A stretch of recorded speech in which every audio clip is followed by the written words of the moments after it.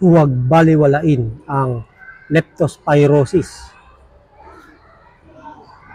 Bumaha sa Metro Manila at maraming lugar sa bansa noong Miyerkules dahil sa habagat na pinalakas ng bagyong Karina. Magdamag na umulan at naulit ang nangyaring baha nang manalasa ang bagyong Ondoy noong 2009. Naging dagat muli ang Metro Manila at maraming tao ang nag-akyatan sa bubong ng kanilang bahay para makaiwas sa rumaragasang baha.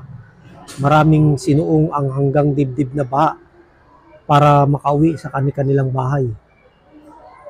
Ang isang kinatatakutan ngayon ay ang pagdami ng kaso ng leptospirosis kasunod ng malawakang baha, kontaminado ng ihi ng daga at iba pang hayop ang tubig baha.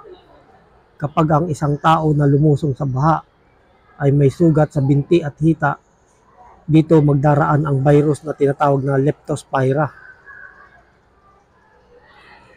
Kadalasang 5 hanggang 14 na araw bago lumabas ang mga sintomas ng leptospirosis na kinabibilangan ng makararanas ng lagnat, panginginig ng katawan, pananakit ng binti, kalamnan at kasukasuan, pamumula ng mga mata, paninilaw ng balat, pananakit ng ulo at kulay tsaa ang ihi. Kapag lumabas ang mga sintomas na nabanggit, agara magtungo sa doktor. Sinabi ni Department of Health Secretary Ted Herbosa noong Huwebes sa isang press conference na posibleng magsulputan ang mga kaso ng leptospirosis sa susunod na linggo. Kaya naghahanda na raw ang mga ospital para sa leptospirosis lane. Ayon sa DOH, mula Enero 1 hanggang July 13, may kabuuang 1,258 kaso ng leptospirosis ang naitala sa buong bansa at 133 ang namatay.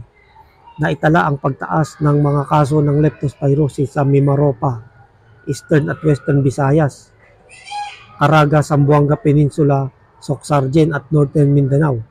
Sinabi pa ng DOH na nagdeklara na sila ng Code White Alert sa leptospirosis.